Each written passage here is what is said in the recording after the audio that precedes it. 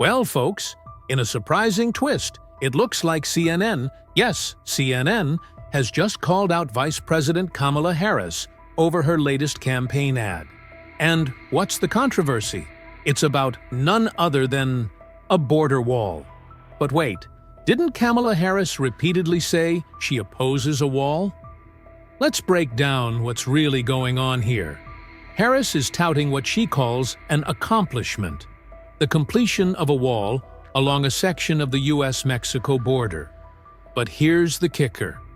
This is a wall built in an area where Donald Trump had already started construction. Yes, the very wall Harris has consistently opposed in the past. It's the president's vanity project. His multi-billion-dollar vanity project called a wall is nothing more than a distraction from the fact that he actually hasn't focused on working people in America. He contrived a national crisis around his big distraction. Now, let's rewind a little bit. Kamala Harris, when she was running for president, and even during her time as VP, made it crystal clear. She's not a fan of walls. She's been one of the most vocal critics of Trump's border wall, saying walls are inhumane and that the U.S. should focus on a more open approach, including asylum for all. Here's a reminder of Kamala Harris's past positions on the wall. She was once a staunch supporter of policies that welcomed asylum seekers and opposed what she called Trump's anti-immigrant agenda. But seems like we're witnessing a bit of a shift in tone now. And CNN, out of all networks, is not letting this slide. They're pointing out that Harris's new ad makes it seem like this wall project is her accomplishment, even though it's essentially a continuation of Trump's border policies. Not only that, but the timing of this is raising eyebrows. It seems like Harris is now trying to appeal to voters who were in favor of Trump's immigration policies, even though she's been completely against them up until now. Tonight, K-File investigates. In a new report you'll see first out front, the K-File team scoured Kamala Harris's tweets and statements going all the way back to 2017. And what they found was more than 50 instances of Harris slamming Trump's border wall. But now, new Harris campaign ads actually showcase that very wall. As a border state prosecutor, she took on drug cartels and jailed gang members for smuggling weapons and drugs across the border. And I want people to take a look at just a few of what she said here. She called it wasteful, useless, a waste of taxpayer money, a vanity wall project, a wasteful border wall, a stupid wall, a medieval vanity project, and an unnecessary wall.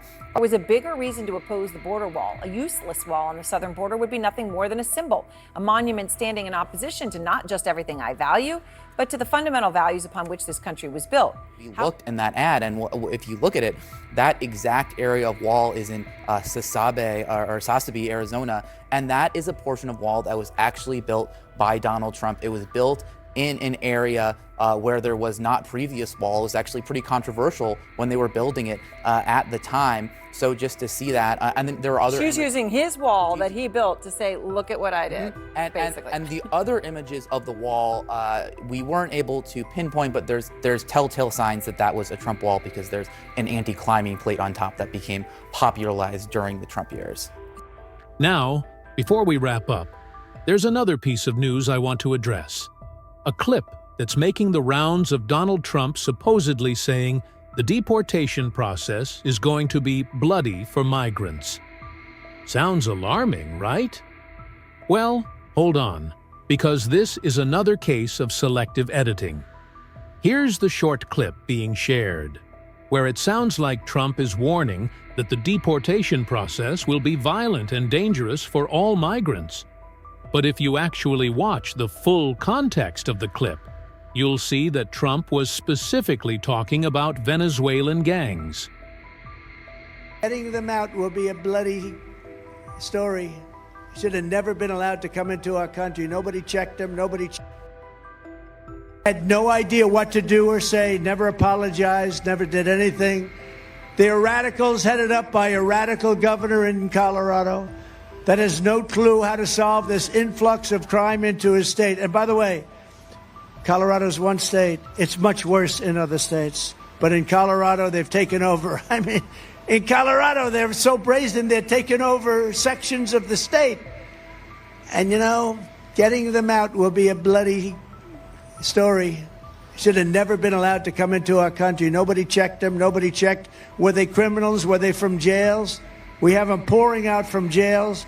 We have the worst criminals in all of these countries. 168 so far are registered, 168 countries. They're in our country, and they said, if you come back, you will be executed, you will be killed immediately.